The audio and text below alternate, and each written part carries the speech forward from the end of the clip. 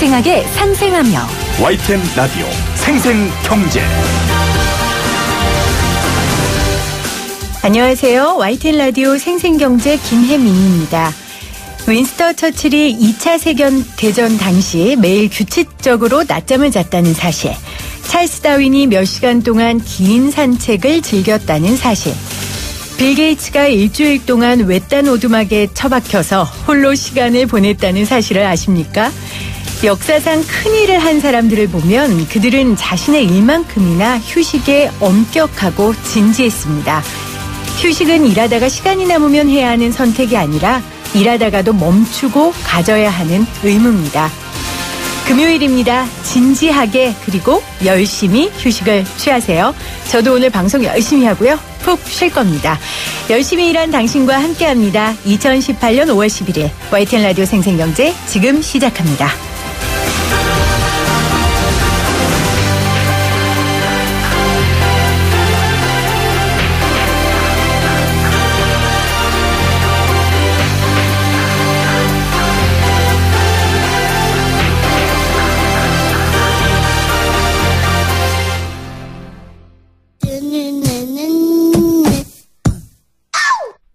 적금 한 번, 가계부 한 번 안 써본 주부 6년차 김혜민 PD와 함께하는 경제 시민 만들기 프로젝트 YTN 라디오 생생경제. 오늘 가장 뜨거운 경제 뉴스를 제일 생생하게 전해드리는 시간입니다. 명동에 가면 제가 중국에 와 있는 것 같은 착각이 들 때도 있었습니다. 그런데 이 사드 문제 때문에 중국과의 관계가 틀어지면서 명동의 중국인들 보기가 쉽지 않아졌죠. 봄바람이 불어오는 때쯤이었나요? 그 한중 관계도 서서히 훈풍이 불면서 명동의 중국 관광객들을 볼 수 있었습니다. 오늘 생생 인터뷰에서 이 이야기 해볼 텐데요. 먼저 중국 현지 좀 연결해서 분위기 좀 전해 듣도록 할게요. 중국 베이징 지행 컨설팅의 이재민 대표 전화 연결돼 있습니다. 안녕하세요. 안녕하십니까. 베이징입니다. 네. 대표님, 우리하고도 관계가 좋아진 것도 사실이지만 이 북중 관계가 급물살을 타면서 분위기가 좀 얼마 전하고 많이 다른 것 같아요. 분위기 좀 일단 전해주세요. 네. 일단 전반적으로 중국이 한반도를 바라보면서 안심을 하는 그런 모습, 이제는 봄이 왔구나라고 생각하는 모습, 이런 것들이 가장 대표적인 이야기라고 할 수 있습니다. 그런데 이런 것을 바라보면서 중국도 여러 가지 사실 입장과 생각을 하게 되는 거는 맞는 것 같고요. 그렇죠. 큰 그림에서 얘기를 하자고 하면은 벌써 이제 얼마 되지 않은 기간 동안 중국과 북한의 정상이 두 번이나 만남을 가졌고요. 네. 특히나 두 번째 만남을 가질 때는 시진핑 주석이 대련이라고 해서 우리 신의주하고도 상당히 멀지 않은 곳까지 직접 가서 만남을 가지는 그런 일이 있을 정도로 중국이 최근 들어서 한반도에 많은 관심을 기울이고 북한에도 공을 많이 들이고 있는 것을 그렇게 볼 수 있습니다. 네. 사실상 김정은 체제 들어오고 나서 굉장히 오랫동안 6, 7년간 양측의 정상이 한 번도 만나지 않았다는 건 많은 그렇죠. 사람들이 의아하게 생각했던 그런 일인데요. 이런 분이 많이 달라졌고요. 그러다 보니까 여기 북한 음식점들이 베이징이나 대도시들에 있습니다. 여태까지 한반도 정세가 많이 경색되면서 정말로 하나하나씩 없어지고 언제 이 집이 다음에는 언제 저 집이 문을 닫나라는 그런 것들이 굉장히 아주 횡행했었는데 점심에 평양냉면을 먹기 위해서 가려고 하면은 11시부터 도착을 해서 해야 될 정도로 그렇군요. 아주 줄을 서서 식사를 해야 될 정도로 북한 식당의 인기가 아주 급상승을 하고 있는 그런 상황입니다. 중국 내에서의 북한 식당 아주 다시 활발하게 사랑받고 있다는 이야기 해주셨는데 오늘은 북한 식당 말고 우리 남한 식당 이야기 조금 이따 할 거라서요. 제가 좀 여쭤볼게요. 보도에 따르면 중국 국가여유국이 지난 7일 충칭 여행사들을 소집해서 그간 금지됐던 한국 단체 여행을 허용하기로 했다고 하더라고요. 앞서 베이징, 산둥 또 우한에 이은 추가적인 한한령 해제 조치다 이렇게 이야기하고 있는데 사실 중국 정부는 우리는 한국 관광 가지 말라고 한 적 없다. 공식적으로는 그렇게 이야기해왔잖아요. 네. 그러니까 요번에도요, 모였을 때, 여태까지 안 됐던 것을, 하게 풀어주겠다. 이런 어떤 문서를 준 것은 아니고요. 네. 사실상 뭐랄까 좀 비공식적인 구도의 행사였다. 이렇게 볼 수가 있겠습니다. 네. 근데 중국의 전체적인 상황을 보면은 예를 들어서 어떤 나라에 대해서나 어떤 사안에 대해서 굉장히 정부가 민감하게 생각할 때 이것을 굳이 공문화, 명문화 시켜서 하달하지 않는다 할지라도 언론 보도라든지 혹은 어떤 그 업계 내의 네. 분위기 파악을 그렇죠. 통해서 알아서들 대책을 네, 마련한 네. 그런 경우가 많은데요. 네. 이전에 있었던 경우도 상당히 그런 부분이 있었습니다. 네. 현지 중국인들은 지금 분위기가 어떤지가 이제 제일 궁금한 거거든요. 이제 한국 가도 될까? 이런 생각들 네. 좀 하나요? 많이 네. 요즘 많이 늘었다고는 하더라고요. 그렇습니다. 이제 제가 출장이라든지 이런 것 때문에 한국과 중국 사이를 많이 왔다 갔다 하게 되는데요. 네. 그 사드 문제가 한참 불거졌을 때만 하더라도 비행기 한 대 전체 승객이 제가 탔던 건 가장 적은 게 모두 8분이 타셔서 한국에 네. 갔던 적이 있습니다. 그래서 아주 심각했는데 최근 들어서 이제 점차 다시 늘어나기 시작하고요. 이 봄에 중국에는 3번의 연휴가 4월, 5월, 6월에 있습니다. 네. 그런데 4월하고 5월에 그 비행기 한국 간 비행기표가 아주 금값으로 치솟고 있고 그렇군요. 6월에 있는 비행기표도 거의 지금 마감이 되어 갈 정도로 네. 상당히 한국으로 이미 많이들 가기 시작하셨다는 그것을 볼 수 있습니다. 네. 그런데 이게 그렇잖아요. 저희도 막 신혼여행에 어떤 때는 발리를 많이 가고 어떤 때는 하와이를 많이 가고 이런 유행이 좀 있는 것처럼 네. 일단 한번 6호의 발길이 끊겼는데 이게 예전처럼 다시 중국인들이 올까 하는 그런 우려가 있거든요. 어떻게 전망하세요? 네.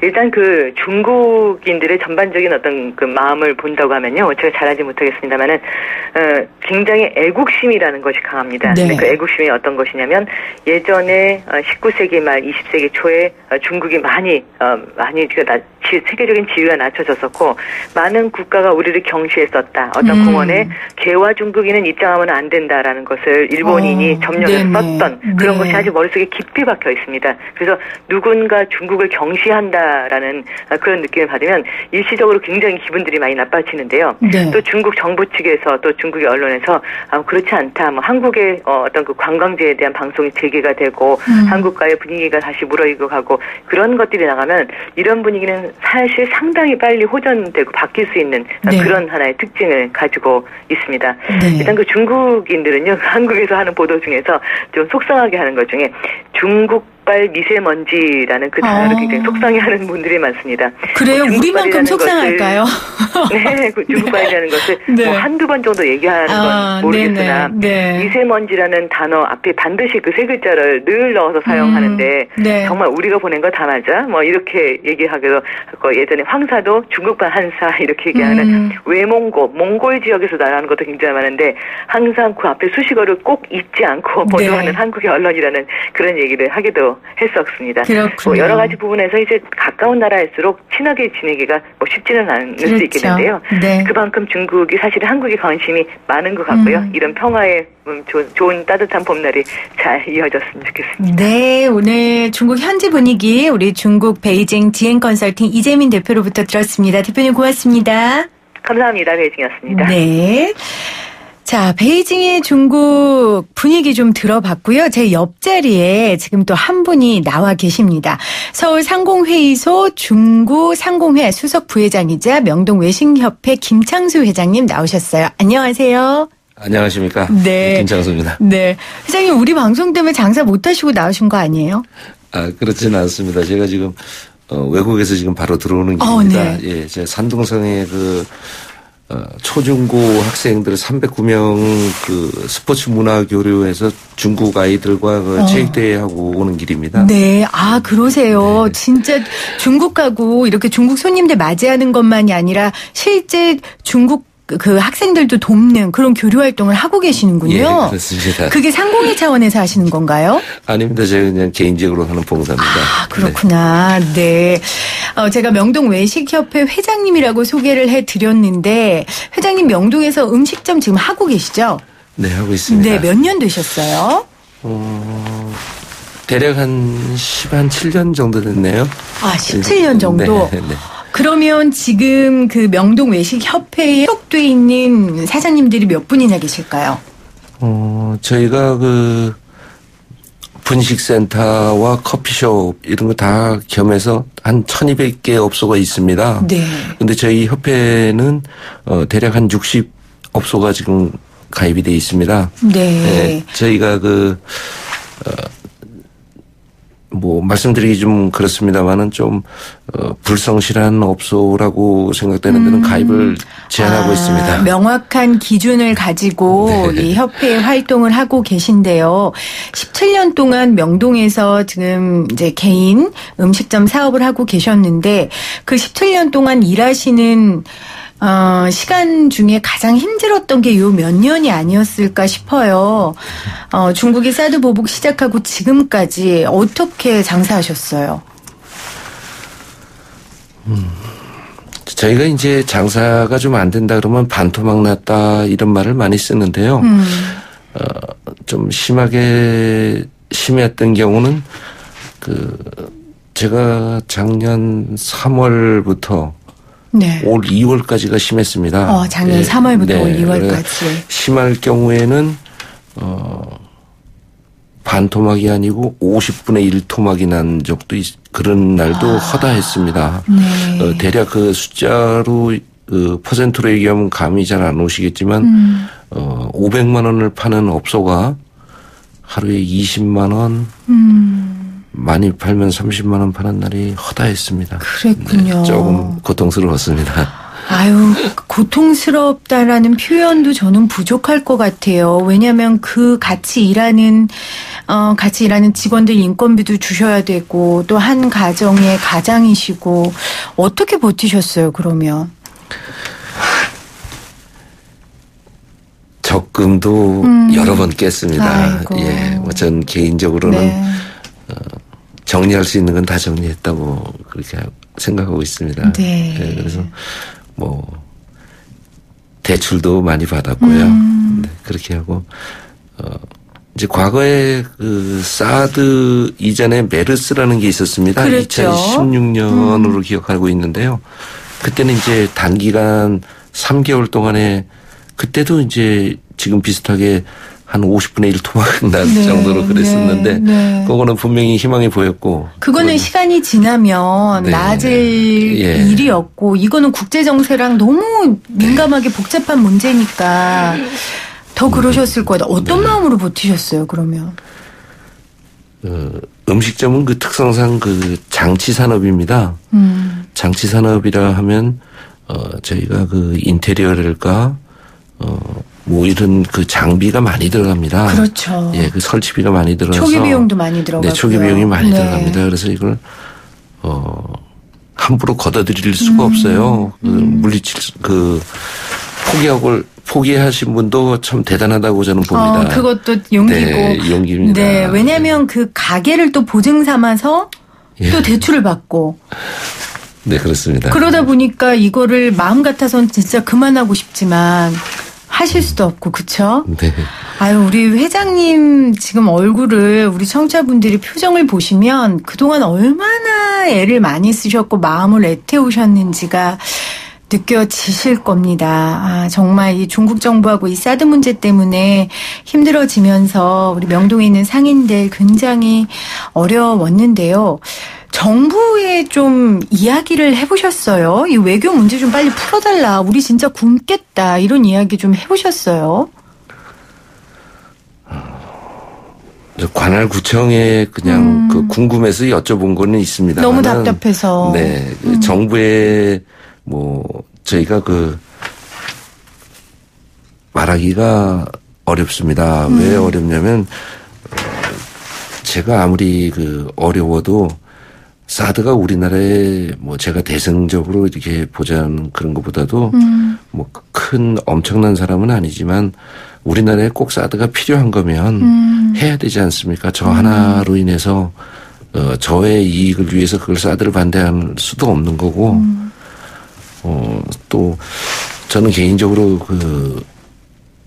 저 개인만 같으면은 미국과 단교를 하고 중국하고 가까워졌으면 좋겠다. 하지만 그래서 또 저 같은 사람만 있는 건 아니고 나라 네. 전체가. 네. 그래서 우리가 참고 이거를 제도의 기회로 삼고 또 이럴 때일수록 더 다짐을 하고 또 알차게 해야 되지 않을까. 그래서 아무튼 요즘 소식이 좀 반가운 소식이 좀 들려서 너무너무 좋습니다. 네. 우리 대표님하고 좀 사전에 제작진들이 이야기를 나눴는데 이제 지금 겸손하게 이렇게 얘기해 주셨는데 그 말씀 하시더라고요. 상인들 입장만 앞세우고 사드 배치 반대를 하자니 한미 동맹도 걸려 있고 또 집단 이기주의라고 비춰질까 봐 너무 걱정됐었다. 그래서 잘 해결해 주겠지. 정부가 이런 마음으로 지금까지 어쨌건 진짜 말 그대로 버티셨어요. 그렇죠? 예, 아무튼 정부에서 중국 정부와 또 미국 정부와 좋은 대화로 해가지고 원만하게 사이가 좋아졌으면 네. 아주 금상첨화 아니겠습니까? 저는 단지 바람은 그겁니다. 그럼요. 그래서 이제 6호가 돌아온다 이런 기사들이 솔솔 나오고 있고요. 실제 통계로도 잡히는 것도 조금 수치가 올라가기도 했어요. 근데 체감은 어떠세요? 명동에서 사업을 하시는 분으로서.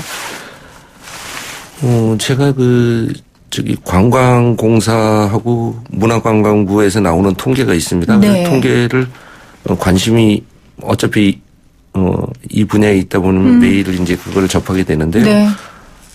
거기서 나오는 통계는 작년 3월과 올 3월을 비교를 했는데 한 5만 명, 40만 올해 40만 정도 들어왔고요. 네. 작년에 한 35만 들어온 걸로 알고 있습니다. 그래서 플러스로는 한 10% 약간 넘게 네. 그렇게 들어왔다고 그러고 근데 이제 저희는 이제 6커, 쌍커 이런 말을 쓰는데요. 네. 쌍커라 그러면 이제 그게 맞는 건지는 모르겠습니다만 쌍커는 이제 개별 관광객이고 저희가 쓸 때는 네. 6커라 그러면 이제 단체 관광객을 말하는데 쌍커는 많이 늘은 것 같습니다. 그런데 이제 저희는 이제 정식 여행사와 정식으로 거래를 하다 보니까 네. 쌍커가 저희한테는 많은 느낌을 못 주고 있습니다. 네. 쌍커는 대부분 이제 명동에서 노점이랄까 마트. 네. 그리고 이분들은 이제 화장품을 사가지고 가서 판매를 하는 걸로 많이 알고 있습니다. 그래서 저희 같은 음식점에는 쌍커는 그렇게 도움이 안 되는 아직은 안 되고 있습니다. 네. 자, 앞으로 또 두고 봐야겠죠. 아주 매일매일 노심초사하죠. 기도하는 네. 마음으로 지금 지내고 있습니다. 그러게요. 우리 아까 전에 베이징 전화 네. 연결도 했는데 지금 앞으로 있을 휴가철에 한국 오려고 비행기표 많이 끊고 있다고 하니까요. 네. 예. 네. 회장님 조금 힘을 내시고. 네. 근데 말씀 그대로 그냥 지금 너무 피해가 컸기 때문에 조금 6호가 많이 와서 될 일은 아닌 것 같아요. 정말 제가 예전에 명동 나갔을 때 여기가 중국이야 한국이야 할 정도로 많이 와야 될 것 같은데 다시 이렇게 회복된다면 어떤 광경들이 좀 눈앞에 펼쳐졌으면 좋으시겠어요? 우선 재방문을 할 수 있는 관광객을 저희가 저희 스스로가 만들어야겠습니다. 손님을 네. 길들인다 표현은 조금 심하지만 길들인다는 게 아니라 스스로 다시 돌아와서 그렇죠. 만족을 느끼고 네. 갈 수 있게끔 네. 그래서 저희 협회에서는 스스로 친절이라든가 품질 최상의 서비스 네. 또 가격이라든가 이런 걸 적정하게 해서 이렇게 다시 올 기회 네. 아직은 안 왔습니다만 올 기회 이거 천지이루의 기회 같은데 이 기회를 다시 놓치지 않고 네. 그래서 저희 협회에서는 계속 자정 노력을 우리가 스스로 하자. 네. 간혹 이제 이중 메뉴판을 쓴다든가 저급한 품질의 그런 걸 쓴다든가 네. 그런 거에 대해서 저희 스스로 많이 개선하도록 노력하고 스스로 그런 업소는 네. 저희가 권유하고 저희 협회에 가입할 수 있게 저희 협회에 가입해 있는 60여 개의 업소는 믿고 찾으셔도 된다고 저는 자부합니다. 네. 전부 모범 업소입니다. 네. 그 뉴욕 같은 경우에는 한번 관광객들이 찾으면 또 가고 싶어 하잖아요. 또 가고 싶어 하고 가서 또 몇 달 살고도 싶어 하고 그런 것처럼 이제 서울에 찾는 명동에 찾는 유커들이 여러 번 찾고 싶고 살아도 보고 싶다. 체험도 해보고 싶다. 이런 이야기들을 할 수 있으면 참 좋겠다. 그런 생각이 들었습니다. 제가 그 회장님 인터뷰하면서 이런 문제의 원인을 이렇게 외부에서 원망만 하는 걸로 찾는 것이 아니라 우리가 어떻게 할 수 있을까라고 스스로 대안을 찾으려는 모습이 참 존경스러웠고요. 정직한 상인이라는 생각이 들었습니다, 회장님. 네, 우리 유커들이 명동에 찾아오는 것도 중요하지만 또 우리 내국인들이 많이 찾아가서 이용해 주는 것도 중요하잖아요. 우리 청취자분들께 명동 많이 와달라고 명동 우리 식당들 많이 이용해 달라고 한 말씀 부탁해 주시겠어요? 예. 저희 상인들 일부 그런 업소가 있다고 인정 안 할 수는 없습니다. 하지만 내국인 외국인 특별히 구별하지는 않습니다. 네. 예, 그런데 이제 한국 손님들도 제가 음식점을 많이 할 때는 이제 그 라인에서 5개 업소를 하다가 지금은 이제 2개를 하고 있습니다. 네. 그래서 그런데 보면 이제 한국 손님들도 격을 좀 높이셔야 될 부분도 있고요. 네. 그건 사실입니다. 외국 일본 관광객이나 일본 관광객과 중국 관광객이 격 차이가 많습니다. 네. 그런데 그 사이에 한국 내국인들이 들어있지 않나 싶습니다. 네네. 예, 이거는 저희 스스로 저도 대한민국 사람이고 대한민국에서 태어났고 대한민국의 뼈를 묻힐 사람인데 외국 나갔을 때도 그렇지만은 이제 국내에서도 내국인이라는 그런 게 벼슬은 아닙니다. 네. 그래서 우리 스스로 저도 타 업소도 이용을 하고 있습니다만은 한국 내국인들도 좀 격을 좀 높이셔야 되겠고 저희 상인들도 내국인과 외국인의 절대 구별을 안 하고 같은 품질에 같은 가격 또 자신 있게 내놓을 수 있으니까 믿고 찾아주시면 저희 협회를 대표해서 성심성의껏 잘 모시겠습니다. 네, 여러분들 들으셨죠? 이 복잡한 문제 그리고 이 많은 피해를 하려면 사실 하나의 힘으로는 할 수 있는 게 아니잖아요. 정부도 노력해야 되고 상인들도 노력해야 되고 우리 내국인도 노력해야 되고요. 또 중국도 노력을 해줘야 되고 함께 힘을 합쳐서 다시 명동의 명동의 봄날의 영광이 다시 돌아오기를 다시 한번 저도 기원하겠습니다. 오늘 회장님 인터뷰 감사드립니다. 감사합니다. 네.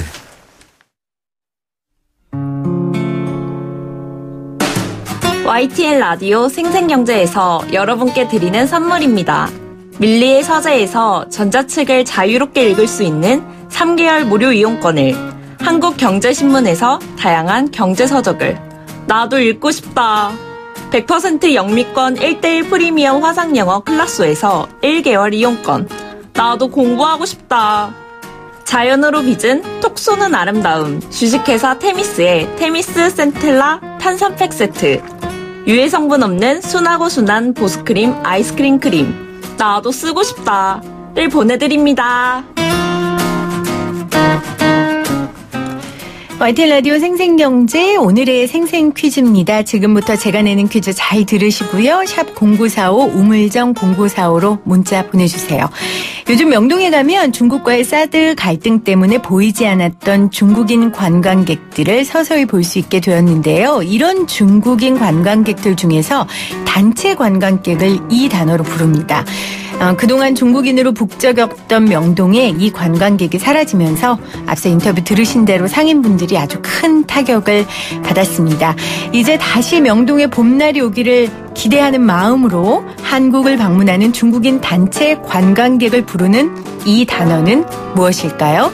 1번 유커, 2번 뉴요커, 1번 유커, 2번 뉴요커입니다. 샵 0945로 여러분의 정답 기다릴게요.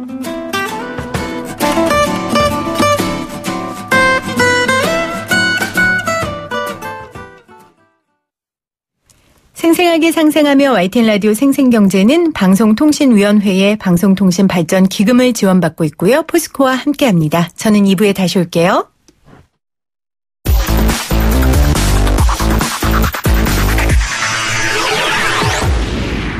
생생하게 상생하며 YTN 라디오 생생경제. 나만 몰랐던 경제 이야기. 이것도 경제야? 매주 금요일 이것도 경제야 시간입니다. YTN 라디오 생생경제의 과외 선생님, 경향신문 박병률 기자 나오셨어요. 안녕하세요. 네, 안녕하세요. 네, 기자님 솔직히 말씀해 보세요. 네. 일하기 싫은 날이 일주일 중에 며칠일까요? 없습니다. 아유, 왜 이러세요? 며칠이세요? 글쎄요. 가끔씩 있죠. 네, 일하기 싫은 날, 특히 오늘 같이 내일이 이제 주말인데 좀 빨리 좀 끝났으면 좋겠다. 예. 저도 정말 일하기 싫은 날이 없는데요. 네. 저도 금요일 오후만 되면 네. 빨리 끝났으면 좋겠다. 네. 이런 생각을 합니다. 네. 근데 사실 이제 이런 이야기 들으면 우리 취준생들 같은 경우에는 그렇죠. 참 정말 배부른 소리 한다 이렇게 네. 말할 수도 있겠어요. 네. 근데 저도 처음에 직장 들어갈 때는 나 진짜 열심히 해야지. 내 정말 최선을 다한 그 산업 역군이 돼야지. 네. 이런 생각했는데 왜 이렇게 마음이 조금씩 변하는 걸까요? 제가 나쁜 여자일까요? 이것도 경제하고 설명이 돼요? 네, 그래서 오늘 들고 나왔습니다. 네. 왜냐하면 이런 마음이 혼자만 드는 게 아니죠. 다행이네요. 네, 저한테도 질문을 하셨지만 네. 저도 기억이 잘 안 납니다만 네. 아마 취직을 할 때 네. 뽑아만 주시면 이 한 몸 다해서 그렇죠. 이 회사에 바치겠다. 네. 아마 이렇게 말을 했을 텐데 이게 1년 지나고 2년 지나고 3년 지나면 일도 하기 싫고 뭐 우리 회사 왜 이래 뭐 봉급이 작고 남의 회사는 어떻고 우리 회사 비전이 있니 없니 예, 막 그런 얘기를 하게 되죠. 네. 이게 어떻게 보면 사람들마다 비슷하게 갖고 있는 네. 아마 그런 이제 그 공통적인 심리일 텐데 네. 이제 이런 것들을 또 경제학에서는 또 분석을 했습니다. 네. 제가 지난번에 한번 말씀을 드렸지만 네. 또 사람들이 판단하는 것들, 행동하는 것들, 이런 것들을 계량화시킨 것. 그래서 공식화하고 그리고 이걸 증명하는 것을 이제 경제학이라고 하는데요. 그렇죠. 그러다 보니까 이런 많은 사람들이 느끼고 있는 공통의 상황들을 가지고 경제학으로 용어를 만들고 해석을 하는 그렇게 이제 시도들이 계속해서 이루어지고 있습니다. 그래서 그 용어가 뭐예요? 네, 어떤 일을 반복할수록 계속 지겨움이 커지고 만족도가 떨어진다. 네. 한계, 효용, 체감의 법칙이다. 한계, 효용, 체감의 법칙. 네, 이걸로 설명을 드릴 수가 있는데요. 처음 들으면 좀 단어가 복잡죠. 네. 한계라는 단어도 좀 낯설고요. 네. 또 효용도 그렇고 체감도 그렇고 이런 건데 일단 먼저 하나하나 풀어서 설명을 한번 해보죠. 네. 효용이라는 단어 전날 말씀드렸죠. 그렇죠. 예, 만족하는 것. 만족. 네. 경제적 사고를 하는 데 있어서 굉장히 중요한 기준이 되는 거죠. 만족. 맞습니다. 네. 네. 그리고 또 이 만족 때문에 우리가 경제적인 행동을 하게 되는 네. 거고요. 그런 또 동력이 됩니다. 그리고 이제 또 하나는 보면 이제 체감한다. 그러니까 점점 줄어든다는 얘기죠. 네. 그러니까 효용이 체감이 되는 거니까 만족도가 줄어드는 건데 여기서 이제 중요한 단어가 하나 있습니다. 한계라는 단어입니다. 이 경제학을 보면 정말 많이 나옵니다. 맞아요. 네. 그러면 한계 효용이란 뭐냐? 쉽게 말씀드리면 우리가 어떤 비교를 할 때 당 얼마 이렇게 비교를 하죠. 그렇죠. 1kg당 얼마, 네. 1헥타르당 얼마, 한 평당 얼마 한 것처럼 단위분해 이런 뜻으로 보면 됩니다. 단위분해. 예, 아니 한 그러면 단위분해. 지금 말씀하신 대로 기름, 물, 네. 이런 것들은 그렇게 딱딱 떨어지니까 네. 되는데 네. 사람의 관계 있잖아요. 네. 회사와 나와의 마음 아니면 남편과 나의 마음 네. 이런 관계는 그렇게 수치화시킬 수 없는데 그거를 어떻게 한계 효용 체감의 법칙으로 이렇게 풀이할 수 있습니까? 근데 이런 거죠. 내가 내 배우자를 오늘 한번 만날 때의 만족감. 그러니까 이 사람과의 같이 내가 밥을 먹을 때 만족감. 네. 당을 한 단위를 이렇게 설정을 할 수가 있죠. 네네. 만약에 내가 누구를 때렸을 때 만족감. 그러니까 주먹 한 대당. 네. 이렇게 하는 것처럼 여기서 이제 모든 경제학은 한계형으로 계산을 합니다. 네. 왜냐하면 어떤 기준이 있어야 그 기준에서 비교가 안 하기 때문에 그래서 한계 효용. 그러니까 어떤 한 단위당의 네. 행동이다. 근데 우리가 맥주를 마신다면 맥주를 마실 때 처음에 시원하다. 네. 그럼 이게 어떤 게 시원한 거냐? 한 컵 한 잔을 마실 때의 만족감. 그렇게 하나의 정량화시키는 그걸 말하는 거죠. 그러니까 추상적인 것도 나름의 기준으로 정량화시킬 수 있다라는 거죠. 네, 그러면 아까 말씀하신 것처럼 이 한계 효용 체감의 법칙으로 본격적인 설명을 좀 해줘 보세요. 네. 왜 사랑이 지나면 지겨워지는지. 네, 일단 요거를 제가 좀 더 설명을 드려야 될 것 같은데요. 네. 경제학자들이 계속 분석을 해보니까 사람들이 어떤 행위를 했을 때 만족감이 똑같은 일이 반복되면 반복될수록 그 만족감이 떨어지더라라는 것을 이제 발견을 한 겁니다. 네.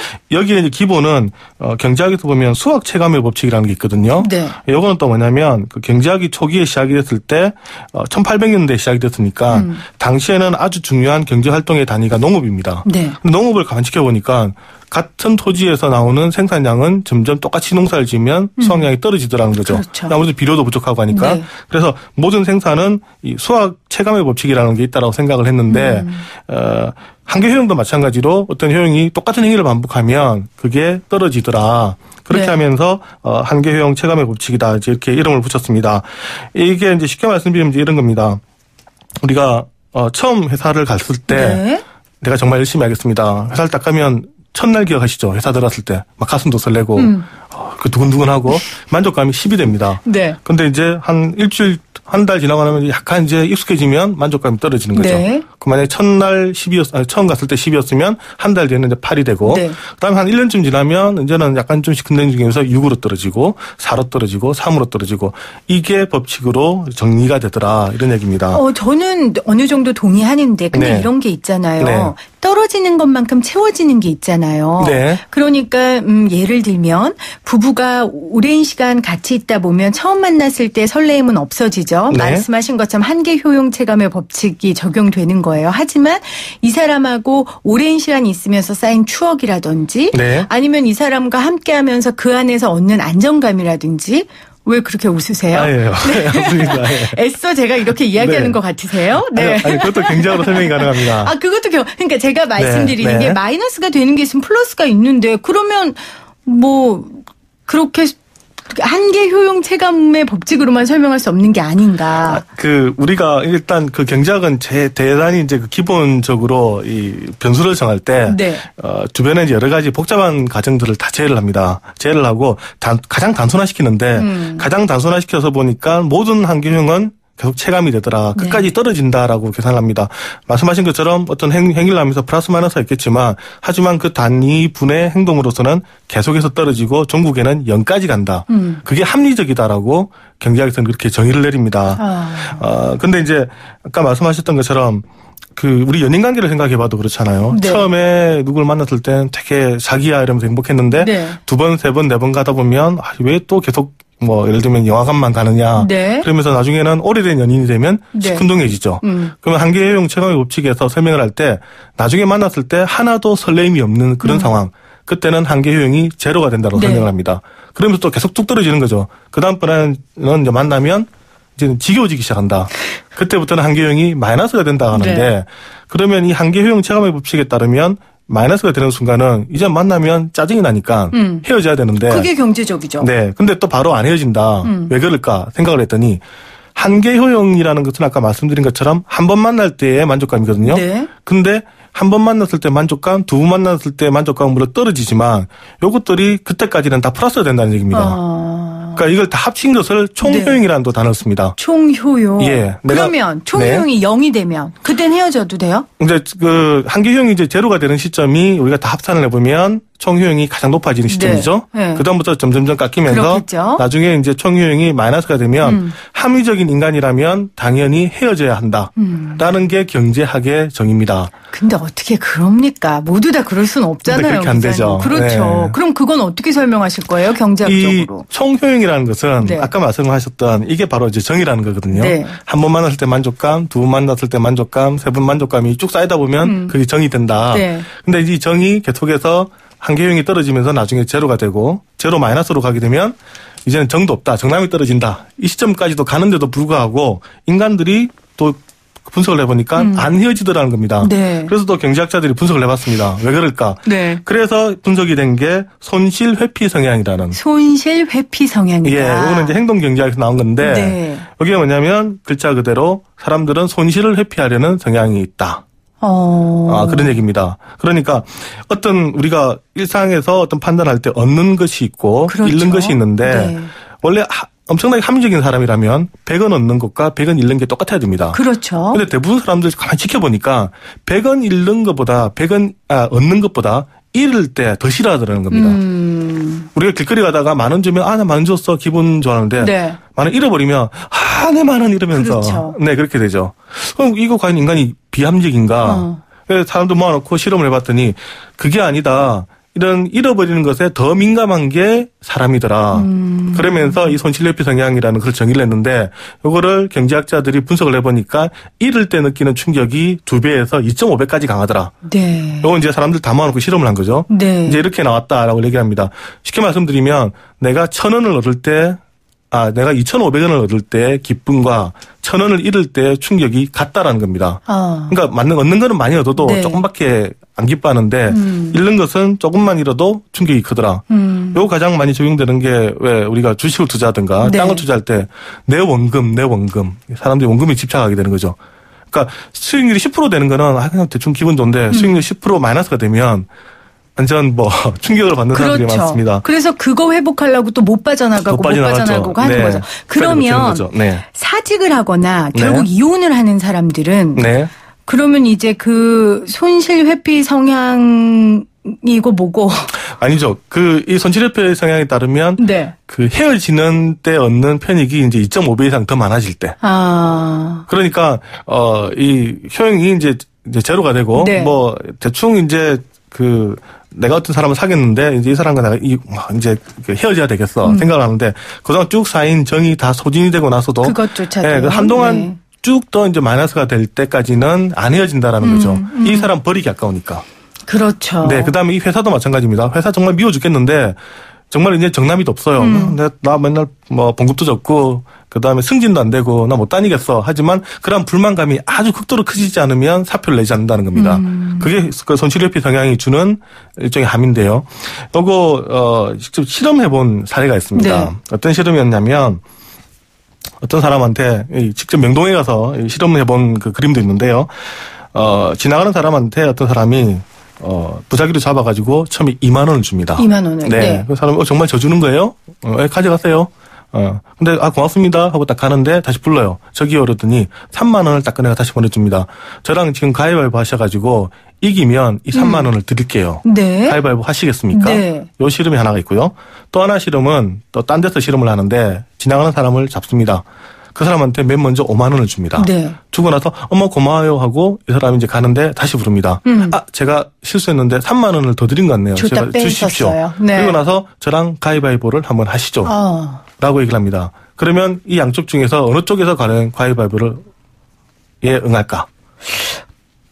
글쎄요. 어느 쪽이 더 많을까요? 아마 제가 예상한 거와 반대되니까 저한테 이런 질문을 하시겠죠?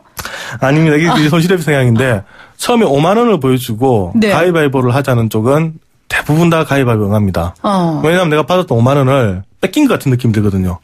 그러니까 내가 지나가다가 지금 5만 원을 받았다가 3만 원을 줬잖아요. 그럼 내 손에 2만 원이 생겼어요. 2만 원이 생겼으니까 나는 땡큐하고 가야 되는데 줬다가 3만 원 뺏들어가니까 뺏들어간 거 아니야? 가위바위보에서라도 나는 따겠어. 이런 상황이 생깁니다. 처음부터 자기 돈 아니었는데. 이거 주식시장에 많이 되죠. 그렇겠네요. 주가가 만약에 10,000원까지 올랐다가 이게 내가 5,000원에 샀습니다. 근데 10,000원이 됐어요. 근데 이게 떨어져가 7,000원에 팔게 되면 나 2,000원 벌었다고 해야 되는데 대부분 사람들이 3,000원 잃었어. 맞아요. 그때 그 고가에서 팔았어야 되는데 라고 생각하는 게 바로 손실회피 성향입니다. 근데 이제 반대로 2만 원을 줬다가 가위바위보에서 이기면 3만 원 더 드릴게요 하는 사람은 또 대부분 당하지 않습니다. 그렇죠. 나 2만 원 받았기 때문에 가위바위보에서 잃어버리면 이 2만 원도 없네. 나 안 하겠어. 그러니까 얻는 것보다는 잃는 것에 더 초점을 맞추고 마음을 쓴다는 거죠. 네, 물론 이제 사람에 따라서 조금 더 어떤 투자에 공격적인 사람이 있고 방어적인 사람이 있어서 사람마다 약간씩 다르긴 합니다만 이 사람들을 표본 집단을 많이 모아가지고 이 실험을 해보면 통상적으로 이제 이런 모습이 나타난다는 거죠. 참 신기하네요. 이 경제학의 심리가 많이 적용됐다라는 말도 부족할 정도로 그냥 심리인 것 같아요. 사실 경제학이 따지고 보면 아까 사람의 행동이기 때문에 그렇죠. 우리 사람의 행동이라는 게 어떤 기계적으로 이루어지는 것은 아니지 않습니까? 기분 좋으면 물건을 더 살 수도 있고 기분 나쁘면 물건을 안 살 수도 있고 네. 이 심리적인 부분인데 사실 초기 경제학에서는 이 심리적인 부분을 상당히 배제했습니다. 왜냐하면 사람이 심리에 영향을 받는다면 대단히 비합리적으로 행동을 할 수가 있기 때문에 네. 그렇게 되면 이것은 경제학이 아니다. 합리적인 판단을 예측하기 어렵다. 아니 이 사람이 계속 기분이 막 변해가지고 엉뚱한 판단을 하는데 요거까지 우리가 어떻게 계산을 하느냐 네. 이러면서 뺐는데 최근에 1960년대 이후에 오면서 그게 아니다. 경제학의 본원으로 돌아가면 우리가 사람의 행동을 연구하기 위한 것 아니었냐. 그렇다면 이러한 심리학 부분을 충분히 고려를 해야 된다. 요거 넣고 한번 계산을 해보자. 라는 새로운 움직임들이 나타나기 시작했습니다. 이게 바로 행동경제학이라는 건데요. 행동경제학으로 아예 이렇게 장르를 만들었군요. 네. 네. 이 행동경제학에는 심리학도 있지만 또 우리 사람은 또 사회적인 동물이니까 그렇죠. 사회적인 활동에서 또 받는 또 그러는 판단에 영향을 받습니다. 근데 남의 체면을 본다든가, 네. 남의 눈치를 본다든가, 네. 이런 것들, 그다음 명예를 중시 얘기한다든가, 여기에 따라 또 우리가 또 판단하게 되죠. 그럼요. 이걸 비합리적인 게 아니라, 그러면 왜 이런 현상이 벌어질까? 이것을 행동경제학에 넣고 판단하기 시작했고요. 요즘은 생물학도 들어갑니다. 그래요? 쉽게 말하면 뇌과학 같은 거. 뇌를 네. 분석을 해봤더니 네. 뇌는 이러한 때 또 반응을 하는구나. 뇌파도 연구해보고 그래서 이 어떤 자극에 반응하는 게 단순히 심리뿐만 아니라 뇌과학에도 영향이 있구나 싶어서 이제 뇌과학까지 들어갑니다. 이런 것들을 다 합쳐서 이제 행동 경제학이라고 얘기를 하는데요. 네. 최근에 보면 이런 심리적인 부분 많이 이용을 해서 설명을 많이 하는데 가만 보다 보면 이게 경제학이야 심리학이야? 그러게요. 네, 하는 이제 그런 부분들도 보면 대단히 많습니다. 그러니까 말씀하신 것처럼 경제적 선택이라는 게 아주 제한된 환경에서 최대 효율을 얻기 위해서 인간이 선택하는 거니까 네. 얼마나 많은 생각과 고려와 판단을 하겠어요. 네, 맞습니다. 그러니까 당연히 네. 심리적인 부분이 경제적 결정에 있어서 중요하다라는 말씀이시고요. 오늘 네. 이것도 경제야 사랑이 어떻게 변하니 라는 주제로 우리 경향신문 박병률 기자가 함께해 주셨고요. 오늘 과외 수업 뭐 할까요? 제가 네. 계속 저번에도 한번 했었는데 이 엘리엇 관련해가지고 뉴스가 네. 계속 나와요. 네. 거기서 이제 벌처 펀드라고 나오죠. 네. 요거 좀 쉽게 설명해 주세요. 네. 오늘도 엘리엇이 맞아요. 현대자동차 지배구조 개편에 우리는 찬성할 수 없다. 네. 반대표를 던지겠다. 이러면서 지금 좀 파문이 일고 있는데요. 이런 엘리엇 펀드를 우리가 흔히 이제 벌처 펀드다. 벌처 펀드. 예, 이렇게 부릅니다. 네. 원래 이거 벌처 펀드의 공식적인 의미는 파산한 기업이나 어떤 이제 자금난에 부딪혀서 경영 위기에 처한 기업을 싼 값에 인수해서 경영을 정상화시킨 다음에 비싼 값에 되팔아서 네. 단기간에 고수익을 누리는 그러한 펀드들. 그래서 전반적으로 이제 고위험, 고수익을 추구하는 펀드다. 네. 이렇게 저희가 이제 설명을 하는데, 네. 요거는 이제 공식적인 얘기고요. 네. 요 이제 벌처에 대한 의미를 봐야 되겠죠.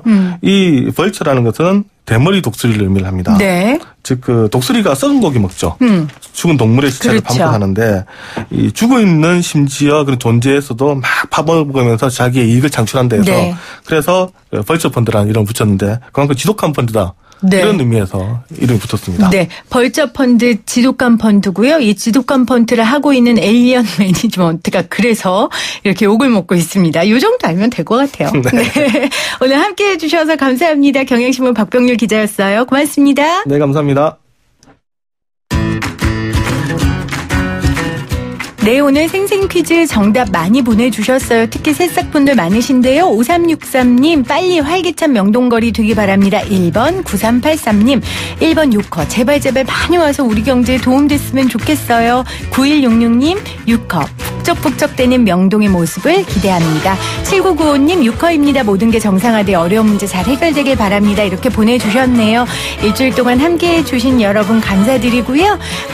푹 쉬시고 저는 다음 주 월요일 날 다시 여러분들과 함께하도록 하겠습니다. 지금까지 김혜민이었습니다.